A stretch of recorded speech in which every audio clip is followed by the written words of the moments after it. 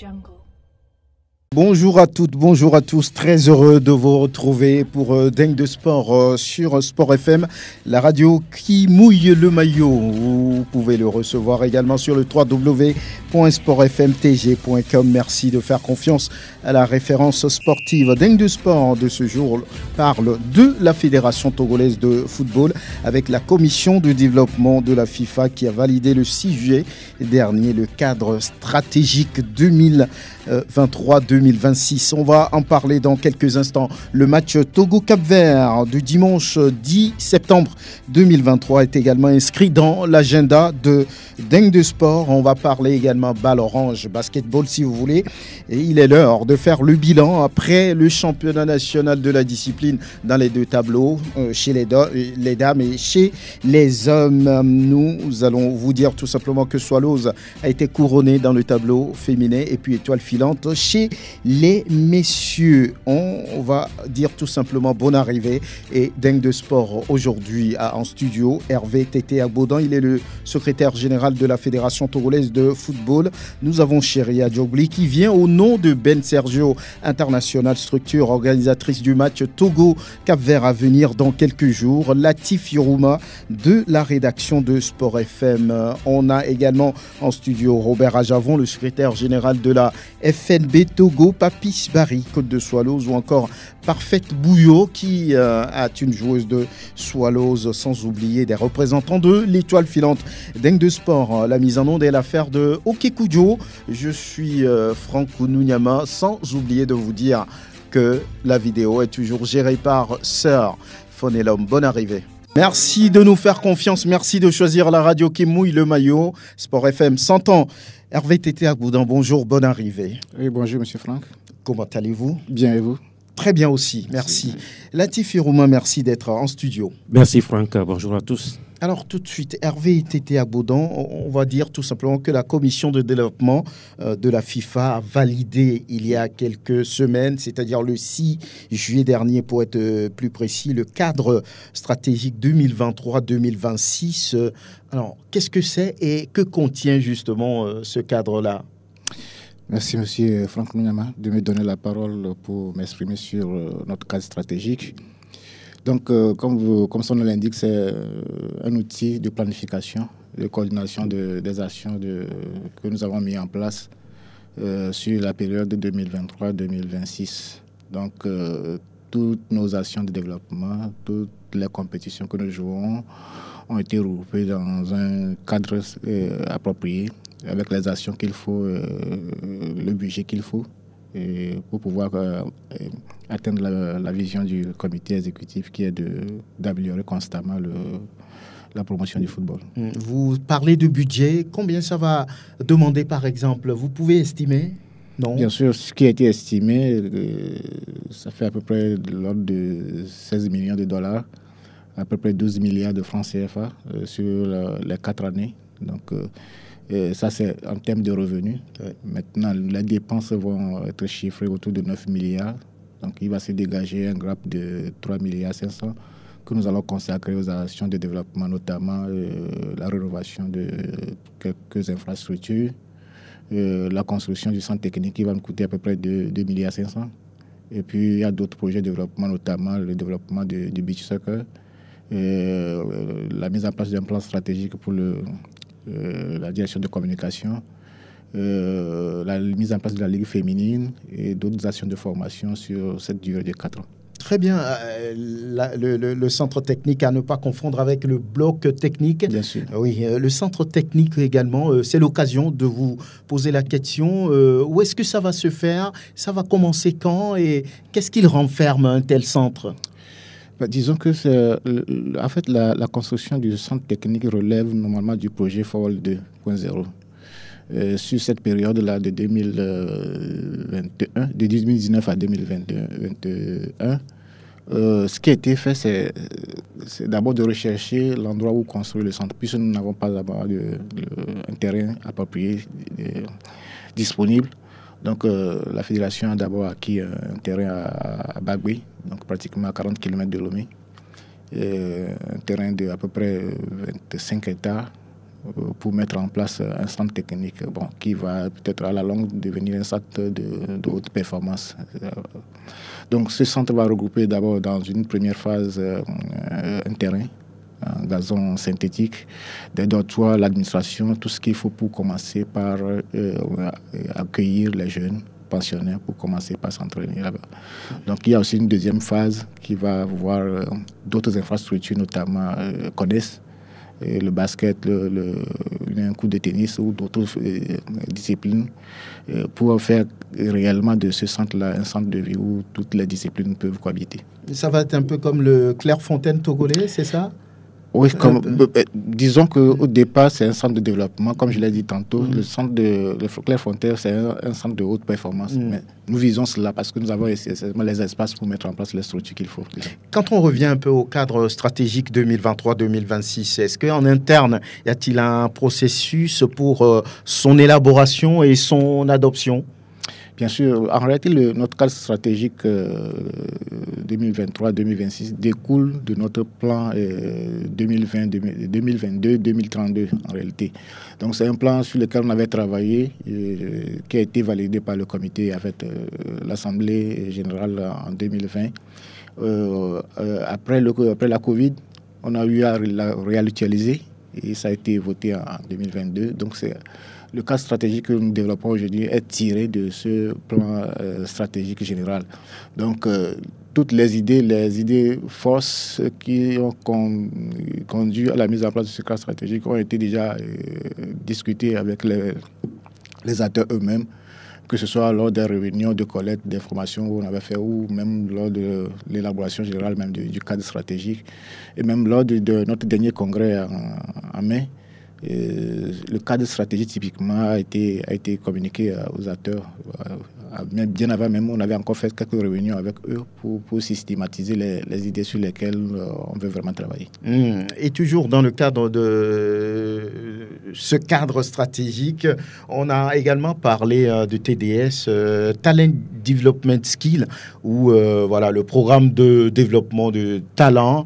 Alors, comment le définissez-vous, un tel programme? Est-ce que ce programme pourrait apporter quelque chose, des retombées au football togolais? Oui, si jusque-là on se plaint de ne pas avoir les meilleurs joueurs en équipe nationale, de ne pas avoir le meilleur jeu, il est temps de se poser la question pourquoi on n'arrive pas à l'avoir. Donc le travail qui a été fait par le comité, c'est d'abord une analyse à partir des éléments que nous disposons pour voir qu'est-ce qu'on peut faire, surtout avec la collaboration de la FIFA qui, à un moment donné aussi, a constaté que surtout les fédérations du Sud, du tiers-monde, n'arrivent pas à égaler les fédérations du Nord en termes de compétition et en termes de performance.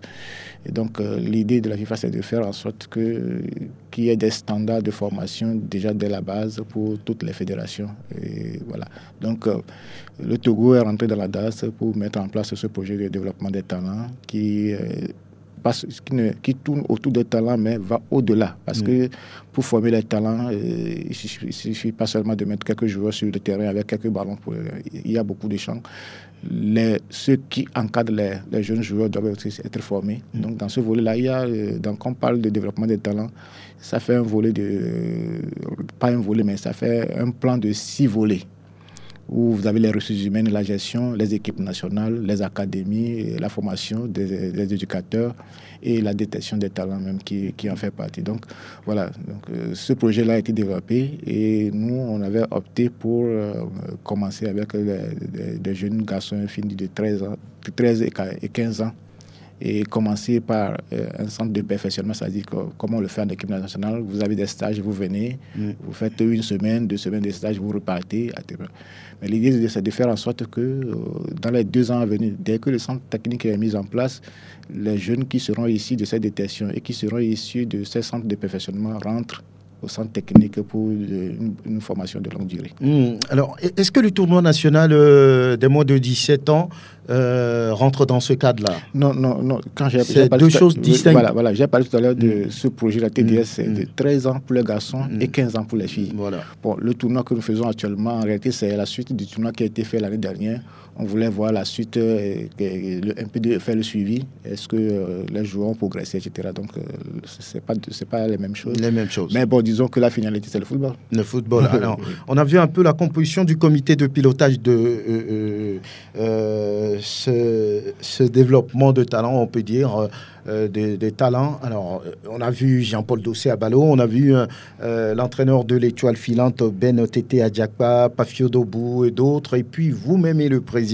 Beaucoup d'observateurs disent que c'est un comité qui doit être carrément composé de techniciens, que lorsqu'on vous voit, vous et le président, que vous n'avez pas votre place. Que répondez-vous? Bon, peut-être que la personne n'a pas suivi les recommandations que nous avons de la FIFA. Autant dire que pourquoi il y a un président de la fédération, autant mettre, puis si on fait le football, on pourrait me dire directement mettre un entraîneur au comité exécutif, ça passera. Donc, pour dire vrai, c'est une structure. Et dans la structure, chaque membre a son rôle. Et le président n'a pas pris la place de Ballot Dossé.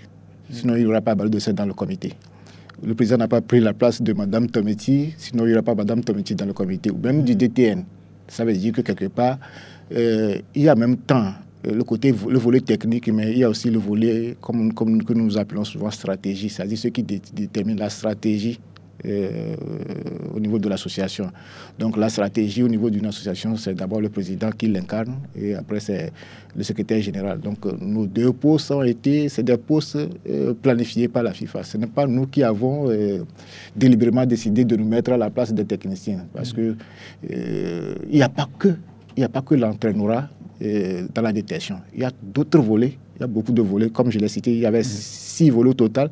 Et quand vous prenez ces volets-là, vous allez voir que ces volets techniques-là, on a toujours mis un cadre technique à la tête. Ballot Dossé, Tometi Kayi, le DTN lui-même, Émile Abalo. Donc, c'est des gens qui sont déjà dans le métier qu'on a mis.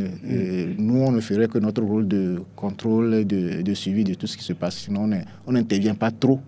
Même si c'est là pour notre politique, on n'intervient pas trop dans l'exécution de cette politique-là. Latif et Romain, vous nous suivez. Quand vous avez une question, vous pouvez la poser. Alors, on parle également d'une analyse de l'environnement du football amateur par les experts de la FIFA qui est en cours. Alors, ça va servir à quoi un tel travail? C'est un travail qui est similaire au travail qui a été fait pour mettre en place le TDS.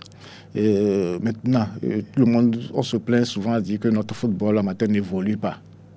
Et si nous voulons avoir une évolution, même si on doit continuer toujours à faire le football amateur, il faut arriver à un moment donné à faire une planification, à savoir où nous voulons aller, où nous voulons nous mettre sur le football amateur, indépendamment du football professionnel à côté. Donc il faut travailler, il faut écouter tous les acteurs, les consulter sur les attentes, ce qu'ils ont trouvé de bien jusqu'alors, ce qu'on peut améliorer, etc. Donc dans ces conditions-là, tous ces éléments-là vont être rassemblés pour mettre en place des actions concrètes pour mener sur le terrain. Oui. Latif, une question, vous en avez, oui? Bon, pas une question, peut-être voilà, j'ai voulu intervenir par rapport justement à vous avez posé une question au secrétaire général par rapport au fait qu'on retrouve le secrétaire général et le président dans ce comité de pilotage. Oui, c'est vrai, il a expliqué, c'est peut-être des recommandations de la FIFA, sauf que même au niveau de la FIFA, il y a quand même des dispositions qui ne font pas l'unanimité. Parce que moi, je me dis, lorsque vous prenez même les différentes commissions au niveau de la fédération, on ne voit pas le président de la fédération à la tête d'une commission. C'est-à-dire, même le secrétaire général n'est pas à la tête d'une commission. Je me dis aujourd'hui, le comité de pilotage pour développer le football, le président de la fédération et en même temps le président de ce comité, le secrétaire général qui rend compte à qui au niveau de la fédération. Puisque en réalité, d'autres devraient rendre compte directement au président et au secrétaire général. Maintenant, si c'est eux-mêmes qui sont en même temps président et secrétaire général, après, qui va rendre compte à qui au niveau de la fédération? La question se pose à vous embrouillez un tout petit peu. Non, finalement, c'est vous qui nous embrouillez finalement. Parce que quoi? Moi, je me dis, les dispositions prises m'embrouille-moi, en fait. Voilà. Moi, je ne vous embrouille pas. Oui, c'est simple. Voilà. Soit vous ne le comprenez pas. Voilà, peut-être que je ne comprends pas. Vous aurez dû, en tant que grand journaliste, vous aurez peut-être fouillé, aller sur le site de la FIFA, voir comment ça se passe, les thèmes de référence du projet de développement des talents. Ce n'est pas typique au Togo, comme je l'ai dit tout à l'heure. Ce n'est pas Akpovi qui a décidé d'être président de ce comité. J'ai parlé de normes, de standards au niveau de la FIFA qui font que on veut retrouver les mêmes structures dans toutes les 221 associations qui auront postulé à ce projet-là. Donc, dans les autres pays, on va retrouver le président, le secrétaire général, le DTN. Les 3 postes-là, c'est des postes qui sont toujours mis en standard au niveau du projet. Quand vous parlez de rendre compte, le président a été élu par des gens. Et donc, c'est lui qui doit rendre compte. Il est président du comité exécutif. Il doit rendre compte aussi au comité exécutif parce que les décisions que le président applique sont des décisions votées et approuvées par le comité exécutif. Donc, en réalité, comme je l'ai dit tantôt, si on met en place un petit comité, même au niveau de la commission permanente, comme tu le dis, vous savez que le président peut y aller dans toutes les commissions. Moi, secrétaire général, même si je ne suis pas membre directement de la commission, j'ai le droit d'assister à toutes les réunions. J'ai le droit d'intervention dans toutes les réunions. Ça, c'est le fonctionnement des structures associatives que nous avons. On ne peut rien. Mais le comité tel que mis en place n'empêche pas les cadres techniques de travailler. La preuve, nous, on n'assiste même pas à leurs réunions. Ils viennent nous rendre comme voilà, etc. Et nous, on voit si la politique est mise en place par la fédération. C'est-à-dire que le document que le comité exécutif et le comité de pilotage exécute, c'est d'abord un document, c'est un programme du comité exécutif de la fédération et pas de la fédération elle-même. Donc, nous, notre rôle, c'est de les accompagner. S'ils ont besoin de quelque chose, on les assiste, on les conseille, etc. Mais on n'intervient pas directement dans le fonctionnement, dans le développement des idées. La dernière fois, ils ont fait 2 ou 3 réunions sur comment mettre en place une philosophie du jeu au Togo. Ils ont eu à écouter les anciens joueurs, etc. Nous, on n'était pas à la réunion. Même si on était à cette réunion-là, on ne dirait que notre point de vue. Et notre point de vue ne serait pas la philosophie finale. C'est tout ce que ce comité aurait décidé. Et voilà. Donc, il n'y a pas question de tirer des mauvais plans. Ça n'a rien de farfelu, ça n'a rien disons, mais c'est comme ça. Mais avant cette explication, c'est quand même surprenant de voir un peu le président et le secrétaire dans le comité, mais comme vous venez de l'expliquer, bon, ça peut... C'est ce que je dis. Même si ce n'est pas le Togo qui l'a exigé, j'ai bien dit que même au niveau de la FIFA, tout ce que la FIFA décide, tout est écrit. C'est pas pris comme des paroles de Bible. Non, je vais vous dire pourquoi. Quelqu'un qui donne son argent dicte toujours la politique. Le jour où vous aurez votre argent et vous voulez faire votre politique, vous le faites à votre façon. Donc, vous pouvez ne pas comprendre la FIFA, mais c'est comme ça, ça se passe partout. Voilà. Alors, dans ce comité également, on retrouve le directeur technique national, Niénissé Babi. Sur ce même plateau, le président a semblé dire qu'il n'était pas convaincu par le travail effectué par le DTN depuis, on va dire, depuis 2 ou 3 ans. Oui. Et qu'on est en train de réfléchir sur son avenir, c'est-à-dire, oui, bon, il va continuer, il va être le DT, puisqu'on le retrouve dans ce comité. Non, en fait, on le retrouve à titre de fonction, pas de nom et DTN. De toute façon, même s'il n'y part aujourd'hui, il y aura toujours un autre DTN qui viendra le remplacer à ce poste-là pour le travail. C'est vrai, évidemment, depuis décembre, M. Nieni est en intérim. Il y avait eu des discussions qui ont été ouvertes avec le ministère des Sports et des Loisirs par rapport au recrutement d'un nouveau directeur technique national. Comme vous le savez, depuis novembre 2022, il y a eu un arrêté ministériel portant création, organisation, fonctionnement et nomination des directeurs techniques dans les fédérations nationales. Donc cet arrêté-là nous oblige à quelques concessions avec le ministère. On a discuté et là...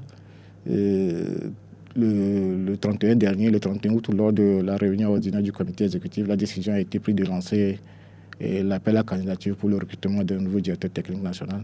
C'est toujours dans le cadre de faire en sorte qu'on puisse renforcer la mise en œuvre du cadre stratégique. Nini a déjà fait ce qu'il peut faire, mais là aujourd'hui le comité a pensé qu'il faut aller un peu plus loin et mettre en place un cadre nécessairement pour faire travailler le directeur technique national. Vous verrez même que dans le TDS, il y a un volet qui concerne la gestion des ressources humaines et là, depuis quelque temps aussi, on a essayé de renforcer cette gestion technique nationale en compétences. Avec qui? Il y a eu au moins 2 assistants qui sont là aujourd'hui, qui travaillent avec le directeur technique national. Ça fait partie non, ce n'est pas ici de donner des noms des gens. C'est des employés ordinaires comme tout le monde. On ne va pas donner leur nom dans le micro. Mais ils sont des gens publics finalement. Quand bien sûr, mais ce n'est pas l'objet de ce débat. Donc, si vous voulez, je vous viendrai me voir à la fédération. Je vous ferai une visite de leur bureau, etc. Vous verrez très bien. On va avancer.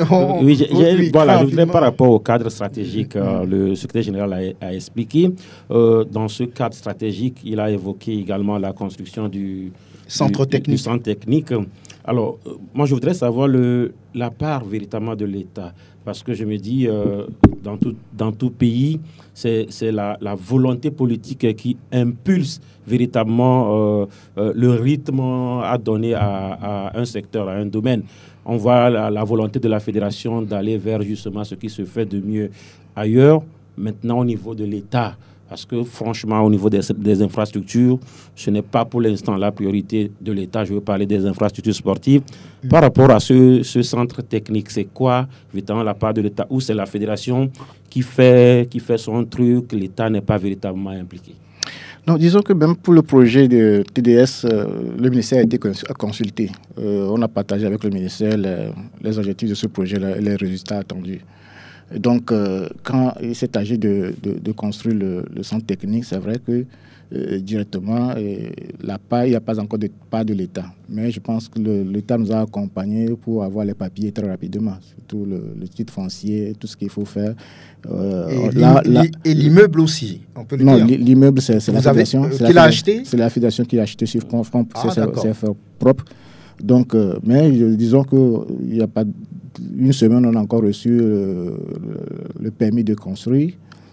Donc, ça veut dire que ça évolue très bien. C'est vrai qu'au moins, comme vous l'avez dit, financièrement, ce n'est pas encore le cas, mais disons, techniquement et moralement, l'État nous accompagne. Et on estime d'ailleurs que, comme j'ai déjà parlé tout à l'heure, de 2 volets ou bien de plusieurs étapes dans ce centre-là, c'est de faire en sorte que peut-être dans les années à venir, qu'on puisse disposer aussi d'un hôtel dans ce centre-là qui puisse servir les équipes nationales. Puisque l'immeuble fait 25 hectares, avez-vous dit? Voilà. Donc, si c'est le cas, vous verrez que, peut-être que l'État va faire des économies sur les prises en charge des équipes nationales. 5 hectares. 25. 25. Oui. Alors, vous avez également le quitus de la FIFA quant à la gestion financière couvrant la période du 1er janvier jusqu'au 31 décembre 2022. Au-delà de ça, y a-t-il des choses que vous devez corriger, sur lesquelles vous devez travailler à la Fédération togolaise de football? Bien sûr, les audits chaque année se réalisent à 2 niveaux, c'est-à-dire au niveau même de la fédération elle-même, ce que nous appelons audit statutaire, et un audit central qui vient de la FIFA, pour conclure tout ce qui a été fait l'année précédente. Donc, de toute façon, depuis 2016, ces audits se sont toujours bien passés et on a toujours eu l'accord de la FIFA pour continuer les projets. Mais il faut nécessairement, c'est un travail de chaque jour. Il faut toujours améliorer la gestion financière et doter la fédération de manuels de procédure. On est là-dessus. Il y a aussi le volet conflit d'intérêts qu'il faut maîtriser. Là, nous venons de rédiger notre politique de lutte contre le conflit d'intérêts qui va être bientôt mise en application, ce qui obligerait tous ceux qui viendront à la fédération de faire des déclarations signées de conflit d'intérêts avant même de servir la fédération, que ce soit au comité exécutif, dans les commissions et même à la fédération. Donc, c'est des volets sur lesquels nous travaillons. Troisième volet, c'est par rapport aux pièces justificatives que fournissent souvent les clubs. Vous savez que la fédération est amenée à donner parfois des subventions aux clubs. Et ces subventions-là proviennent de l'aide de la FIFA. Jusque-là, avant, il suffisait d'avoir une liste de tâches et puis on vous donne l'argent. Soit vous avez l'argent et vous ne venez pas justifier en réalité avec des pièces valides. Mais ça a changé depuis l'année dernière. La FIFA exige que, même si c'est 2 millions qu'un club a reçu, qu'un club puisse produire un état financier sur ces deux clubs-là avec des pièces justificatives valides. Donc nous sommes en train de faire un travail là-dessus, nécessairement peut-être le 12-13 prochain, quand nous aurons l'atelier de formation avec les secrétaires généraux des clubs de D1 et de D2. Et il y aura des modules qui seront consacrés à comment produire ces pièces-là, gérer financièrement la structure et renvoyer les pièces exigées à la fédération. Parce que si à la fin, il y a un club qui ne s'exécute pas, et il y aura une restriction sur ces subventions à l'avenir. C'est-à-dire qu'au lieu qu'on envoie de l'argent peut-être au club, peut-être c'est quelqu'un à la fédération qui se chargera de gérer depuis la fédération les finances du club. Parlons maintenant de professionnalisation. Monsieur le secrétaire général, qu'est-ce qui a fait reculer le processus? Non, on n'a pas reculé. On a mis un peu de temps, mais quand on fait le bilan de tout ce qui a été fait par le comité de pilotage, et honnêtement, on se rend compte que sur la trentaine de clubs que nous avons, à peine 5 arrivent vraiment à rassembler, sont dans les normes pour pouvoir faire un championnat professionnel. Le club manque cruellement de ressources humaines, vous aurez constaté, et formés, qualifiés pour pouvoir travailler au niveau du championnat professionnel qui demande un peu plus d'efforts que ce que nous avons actuellement. Si nous devons partir au championnat professionnel avec les mêmes tares, on n'aura pas grandi. Donc, à un moment donné, il y a eu des analyses, même l'autorité a constaté que voilà, il y a encore des efforts à faire avant d'aller au championnat professionnel. Donc, nous allons poursuivre ces efforts-là. Il ne s'agit pas de dire que le projet est arrêté. Le projet va continuer. On va mettre en place un plan d'action pour aller au championnat professionnel l'année prochaine. Donc, on fera l'effort nécessaire. Nous avons déjà commencé en entendant les Spartiates avec la procédure d'octroi de licence au club qui permettrait au club de D1, de D2 d'avoir une structure au moins, plus ou moins acceptable avec des équipes au niveau des jeunes et au niveau féminin. Donc ça nous manque déjà. Or, dans le processus qu'on avait déjà bouclé avec la professionnalisation, les gens ont fourni des dossiers. Les gens ont dit qu'ils ont des clubs, ils ont des sessions de jeunes, etc. Tout le monde sait honnêtement que c'est faux. Il y a à peine 2 ou 3 équipes, 3 clubs qui peuvent se targuer au jour d'aujourd'hui de disposer d'une session de jeunes ou d'une session féminine. Mais tous ceux qui ont envoyé des papiers pour dire moi, il y a tel joueur, telle joueuse, à un moment donné, on se disait même que si il faut recouper, il se pourrait même qu'on retrouve des joueurs sur plusieurs listes. C'est-à-dire Gomido qui a les mêmes joueurs qu'il faut dire, ou bien même Semassi ou Unisport. Donc, en réalité, ça ne trompe personne.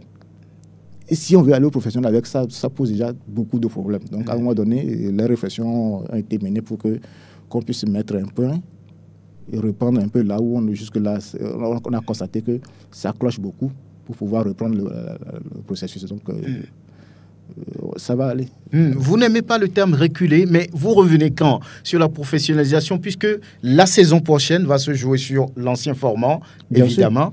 Et il faut combien de temps pour retourner maintenant sur ce processus? Non, suivant les directives, c'est de faire encore une saison en championnat amateur et de passer au professionnel. C'est pourquoi je parlais tout à l'heure de mettre en place un plan d'action qui nous permette de travailler à Dama, pour que d'ici 1 an, le temps que nous finissions ce championnat-là, qu'on puisse reprendre notre match, comme on l'a dit. Donc 2024-2025 va être professionnel. C'est sûr.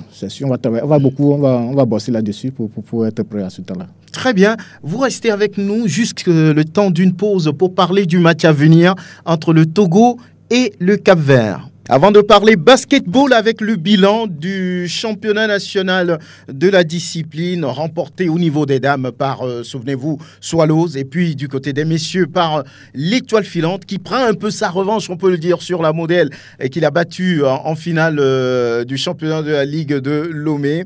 On va parler de tout ça, mais bien avant, le Togo a un rendez-vous dimanche contre le Cap-Vert. C'est la 6e et dernière journée des éliminatoires de la CAN 2023. Malheureusement, tout le monde le sait, le Togo ne sera pas de ce rendez-vous, mais beaucoup de joueurs disent que c'est un match important et il faut terminer la compétition sur une bonne note.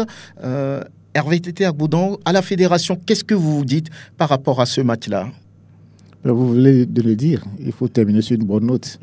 Ça veut dire que c'est vrai que l'objectif du départ n'a pas été atteint, mais on peut se servir de tout ce qui a été fait pour se relancer. D'autant d'ailleurs plus que les éliminatoires de la Coupe du Monde commencent dans moins de 2 mois. Donc, de capitaliser tout ce qui a été fait, de voir et de reprendre sur une nouvelle base. La Coupe du Monde, c'est 2026, fait partie de vos objectifs? Bien sûr. On ne peut pas être dans une fédération, même si, comme on le dit, on n'est pas totalement prêt à des moments donnés. Quand même, il y a quand même une vision.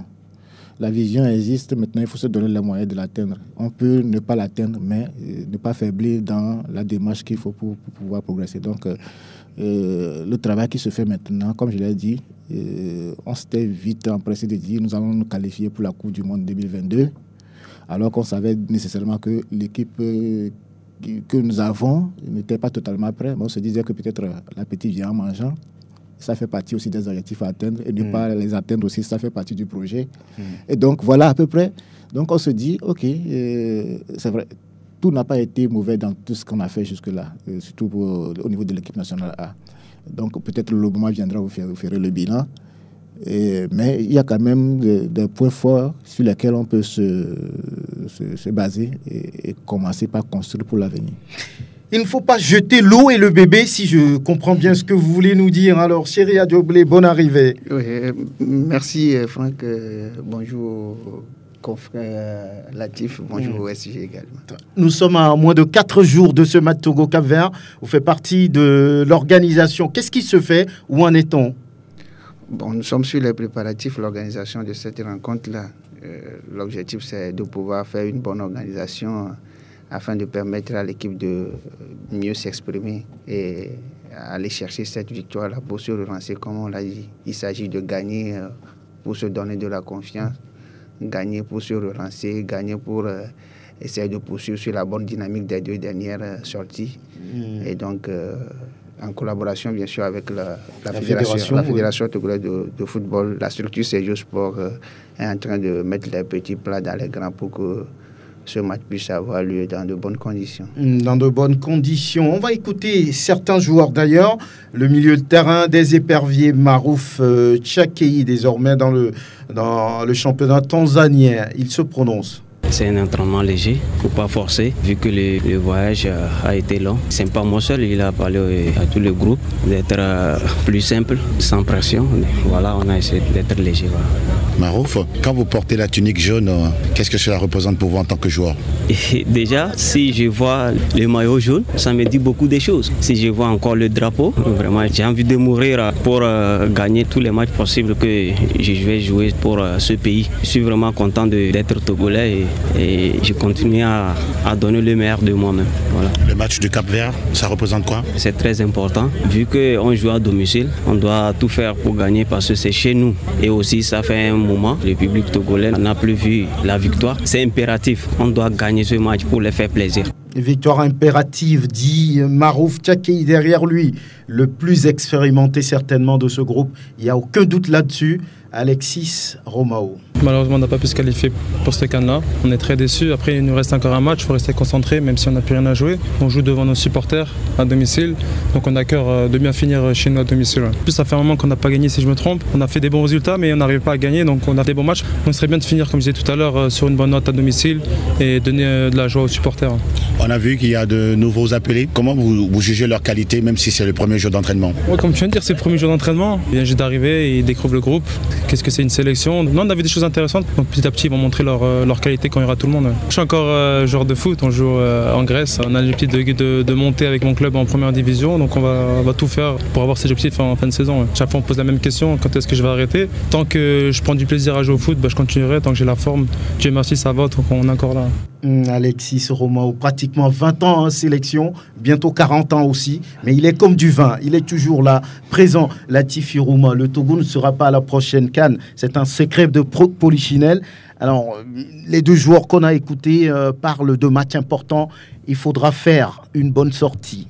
Oui, il faudrait que l'attitude sur le terrain soit différente parce que les mêmes paroles, on les a écoutées depuis plusieurs matchs, mais ça n'a pas véritablement changé quelque chose. J'ai écouté Tchakei Marouf, il dit lorsqu'il voit le drapeau, il a envie de mourir sur le terrain. Il y a quelques mois, son entraîneur l'a traité de paresseux sur le terrain. Ça suppose que peut-être il s'est remémoré, comme on le dit. Aujourd'hui, il est prêt à être ce guerrier sur le terrain. D'abord, lorsque vous voyez un peu ce qui se passe depuis un moment, il est désormais apparemment dans les plans de Paulo Duarte. Moi, je me dis, contrairement peut-être à ce que beaucoup pensent, ce match-là, il n'est pas un match pour du beurre. Il faudrait déjà commencer à construire quelque chose sur ce match-là. Sinon, inutile de faire venir encore ces joueurs qui jouent en Grèce, en Belgique et autres. Si ils sont tous là, c'est que déjà, il y a des échéances à venir. Les erreurs qu'on fait, souvent, c'est nos premiers, deuxièmes matchs constituent des matchs tests, alors que les autres lancent directement leur campagne éliminatoire. C'est un mal pour un bien. Moi, j'ai bien envie de le dire.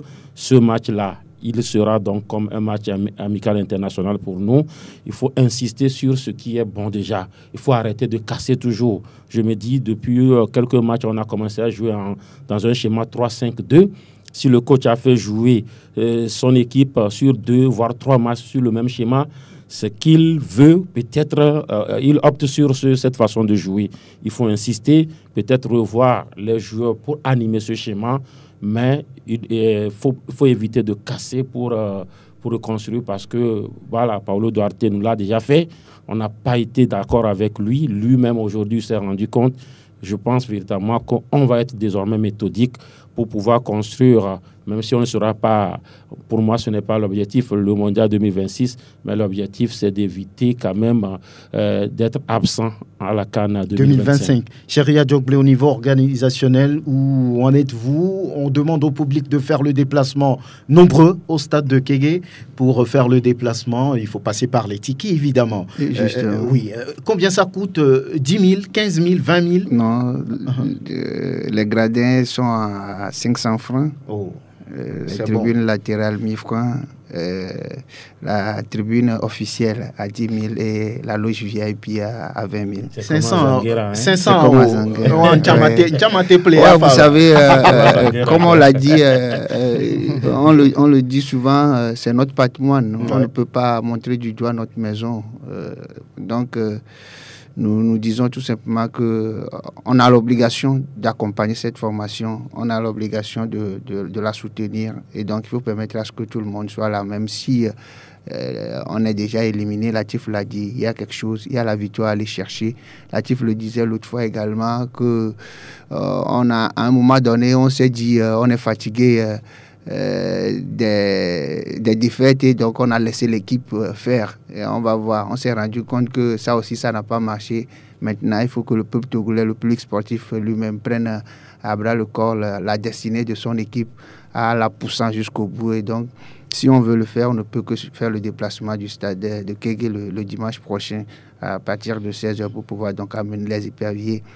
Eux-mêmes, ils l'ont dit tout à l'heure, ils n'ont plus gagné à Kégué, ça fait un bon bout de temps. Et donc, il faut renouer d'abord avec cette victoire-là et ensuite surfer sur tout ce que les uns et les autres disent, se reconstruire, essayer d'instaurer quelque chose pour, comme Latif l'a dit, c'est pas forcément les éliminatoires de la Coupe du Monde.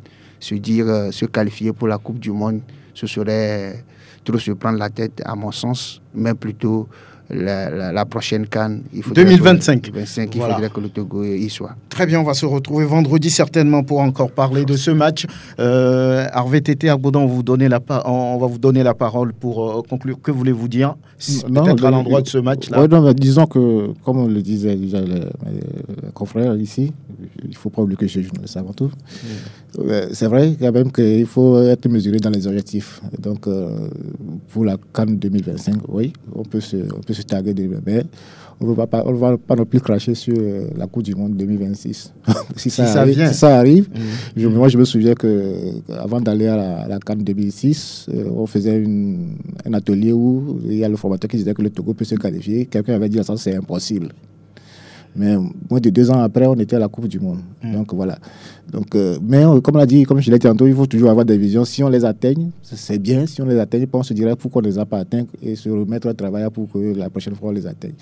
Donc merci beaucoup à vous. Et surtout, au niveau de l'administration, puisque moi je travaille plus au niveau de l'administration, c'est vrai que souvent on ne voit pas trop le travail qui se fait depuis un moment, mais la fédération met les bouchées doubles pour qu'on ait quand même une base solide. C'est sur la base solide que vont se construire après les succès qui vont suivre. Si nous n'avons pas une base solide, si nous avons des infrastructures fragiles, nous avons l'administration fragile, les techniciens qui sont fragiles, on ne pourra pas atteindre les victoires que nous espérons. Donc tout cela, ça marche de pair et nous espérons que ça va continuer comme ça. Vivement pour ne plus avoir une élimination d'une CAN à 24 en 2025. Merci Hervé Tété Agbodan, secrétaire général de la Fédération togolaise de football. Merci d'être venu. Revenez quand vous voulez. On va parler maintenant balle orange, mais juste après ça. On vous l'a dit qu'on va parler du basketball au sortir du championnat national de la discipline qui a vu l'étoile filante gagner chez les messieurs et puis Swallows chez les dames. Nous avons en studio le secrétaire général de la FNB Togo, Robert Ajavon. Bonjour, bonne arrivée. Bonjour Franck. Tout va bien. On rend grâce à Dieu. On est heureux d'avoir plié ça. Ah oui, une saison quand même achevée, pratiquement. Oui. Parfaite Bouillon, joueuse de Swallows, bonjour. Bonjour. Tout va bien? Très bien. Très bien, ça se voit. Papis Barry, lui également, doit avoir le sourire, mais ses filles ont gagné et on est content. Oui, on est content. Merci d'être en studio. Merci. Loïc Bédé, tous ceux qui sont ici aujourd'hui, oui, tout le monde doit sourire. Son club également a gagné dans le tableau masculin. Bonne arrivée, bonjour. Merci, bonjour. Rapprochez-vous du micro.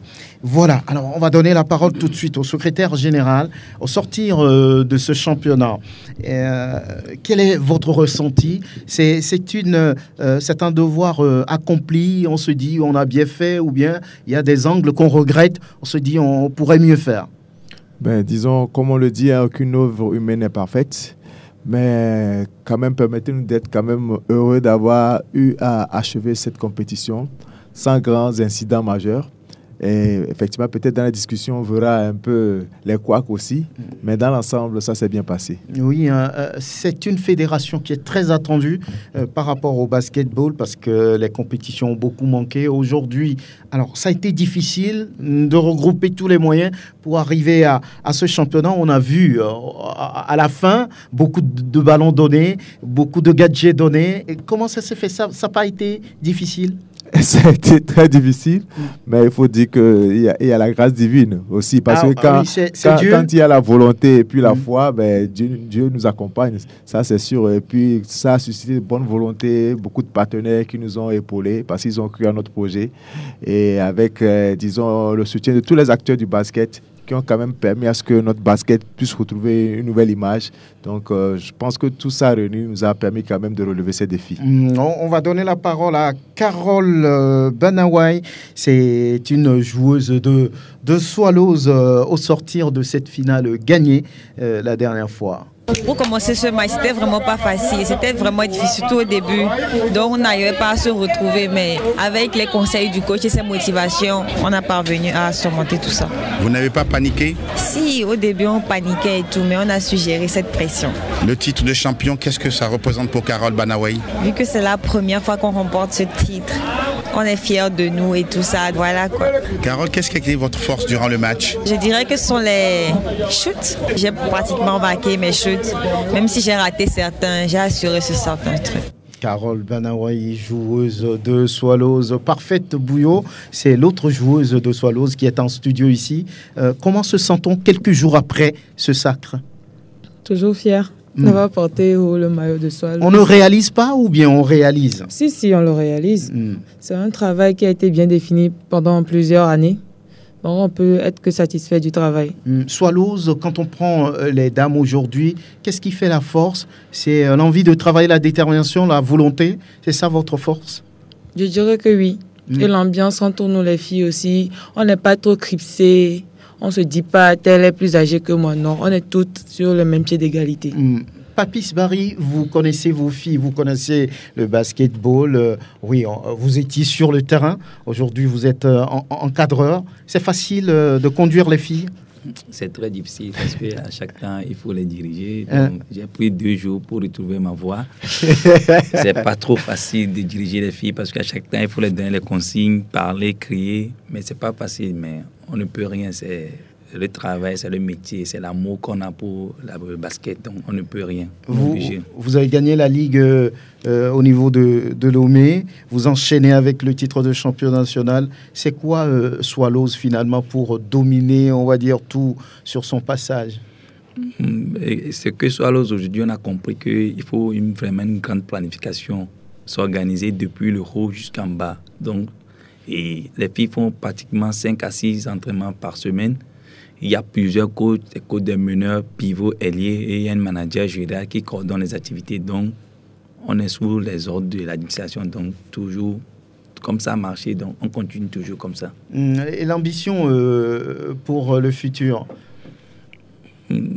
L'ambition personnelle ou bien pour le club? Non, mais pour le club. Il y a un chargé de com qui peut dire ça. Mais je peux dire que notre ambition, c'est d'arriver à placer les joueurs maintenant dans les grands championnats. C'est l'objectif de Swallows. Par exemple, ce n'est pas seulement jouer au Togo, non. On a dépassé ça. Il faut arriver à placer les joueurs pour qu'ils reviennent renforcer l'équipe nationale. Vous avez les moyens pour? Il n'y a pas trop les moyens, mais grâce aux partenaires et à Dieu, parce qu'on ne peut pas faire quelque chose sans l'accord de Dieu. Donc, on est là, on a certains partenaires, donc on essaie de faire notre mieux pour. Dieu, on lui demande trop. Hein. On ne peut rien, c'est lui qui nous a créés. Parfait, Bouillon, lorsqu'on revient à vous, quel est votre objectif personnel aujourd'hui? Aujourd'hui, personnellement, je ne suis pas encore prêt de raccrocher, ça c'est sûr. Mais j'aimerais aussi partager mon expérience avec mes petites sœurs et assister le coach prochainement. En tant que son assistante, voilà, j'aimerais faire carrière en tant que coach. Donc, ça fait combien d'années que vous êtes là-dedans? 11 ans. 11 ans que je joue, oui. 11 ans. Oui. Oui. Souvenir heureux, malheureux? Mon souvenir malheureux, c'était quand l'étoile me battait, selon là. Maintenant, vous reprenez le dessus. Oui, je reprends le dessus avec force. Si vous voulez donner un conseil, il n'y a que le travail qui paie. Lorsqu'on voit aujourd'hui le parcours de Swallows. Le travail et la persévérance. Ne jamais baisser les bras. Et ne pas dire parce que le basket ne paie pas au Togo. En fait, c'est l'amour du jeu. Tant que tu aimes le jeu, quel qu'en soit le cas, tu es toujours là, dans le bon et le mauvais moment. Très bien. On va donner la parole à Roger Okanefoua. C'est un joueur de l'Étoile Filante, vainqueur au niveau des messieurs. On a cherché ce titre pendant pas mal d'années. C'est une très grande joie de l'avoir aujourd'hui parce qu'on a travaillé beaucoup pour ça. C'est vrai qu'on a visé la coupe des playoffs aussi, mais ça n'a pas été ce qu'on a voulu. Mais au moins là, on prend cette coupe pour nous consoler pour l'acharnement qu'on a eu à avoir durant toute cette saison, je devrais dire. Roger, c'est un titre gagné au mental, à une stratégie. Je dirais qu'un mental, lui, a une stratégie aussi et puis une confiance que l'on a l'un envers l'autre et puis le fait d'être soudé. Pendant toute cette saison, on a eu à avoir des hauts et des bas, mais ça nous a quand même renforcé côté mental et on s'est dit qu'on doit le faire ensemble, même si ça n'a pas été chaque fois comme on le voulait. Cette fois-ci là, on est vraiment heureux parce qu'on l'a eu enfin. Tout ça aussi grâce au public, hein? Ouais, le public a toujours été avec nous, hein, avec notre président Azar qui est toujours là pour motiver les gens dehors. C'est vraiment une joie. Vraiment une joie. Roger Okanefoua de l'Étoile Filante. Loïc Bédé, lui, il est le manager général du Shooting Star. Il doit être forcément heureux de ce titre de champion. Effectivement, je suis très heureux. Je ne mesure pas ce que l'on a fait. À un moment, je n'y ai pas cru. Et vers la fin, je me suis dit, c'est pas possible, il faut qu'on le fasse parce qu'on est derrière ce titre, ça fait tellement d'années. Et beaucoup de gens ont rendu gloire à Dieu aujourd'hui. Moi aussi, je dois le faire parce que depuis les tirages jusqu'à le déroulé du match, je pense que cette coupe même, c'est le Seigneur qui nous l'a remis pour le travail qu'on a accompli. Ah, oui. Vous êtes catholique, vous? Oui. Musulman. Tout le monde a évoqué Dieu ici dans ce studio, mais finalement qu'il descende pour nous assister. Il est là. Moi, je ne le vois pas, vous le voyez. Je ne le vois pas, mais on le ressent. Vous avez été renversé par la modèle au moment de la finale de la Ligue. Et justement, c'est de ça qu'on a appris. Qu'est-ce qui a pu changer et dit depuis là jusqu'à maintenant? J'ai beaucoup écouté les interviews de mon grand frère Jonathan Dobrousse quand il a perdu le premier match contre nous. Il a dit qu'il allait reculer, bien travailler, analyser, revenir en force. Donc j'ai essayé de voir ce que lui il a fait pour nous battre et j'ai essayé de faire les mêmes choses. Dès qu'on avait perdu, j'étais pas bien. Pour moi, le club allait partir en éclat, on arrêtait. Même je me suis dit non, on va se lever, on va gagner quelque chose. Parce qu'au playoff, j'avais déjà fait des t-shirts champions. Mais heureusement, j'ai pas mis champion, l'Omega, j'ai pas mis saison. Vous les avez finalement rangés, cachés. J'ai caché, on les a ressortis. Dès qu'on a gagné, j'ai couru, je suis parti pour de ma voiture, on les a ressortis. Très bien. On a augmenté les séances, le nombre de séances, le temps des séances, et on a fait du travail physique, travail stratégique, déplacement sur le terrain, les shoots. On a vu ce qui n'allait pas, on a essayé vraiment de corriger. Il fallait aussi ramener une solidarité dans le groupe. Les non-dits ont été dits. On a fait beaucoup de réunions, on s'est assis, on a rigolé ensemble. Ce qui a fait que chacun sur le terrain se battait pour l'autre. Et ceux qui ne rentraient pas aussi, ils encourageaient leur prochain. On a ressorti des retraités. Des joueurs qui avaient mal au genou, on a fait des séances, ils sont revenus, des expérimentés qui sont revenus. Chacun a porté sa pierre à l'édifice. Et ça a marché. Ça a marché. Robert Ajavon, oui, je vais vous donner la parole pour finir. Malheureusement, on n'a pas vu le temps passer. Vous êtes le secrétaire général de la Fédération togolaise de basketball. Alors, la suite, ça va être quoi ? Je crois qu'avant de clore cette saison, nous avons le championnat national junior prévu sur le week-end prochain. 8 au 9 septembre pour pouvoir aussi déterminer les équipes championnes hommes et dames. C'est ce week-end qui arrive Passe le prochain. Le prochain. Oui. D'accord. La semaine prochaine. Ok, voilà. D'accord. Donc voilà, et ça va clore cette saison.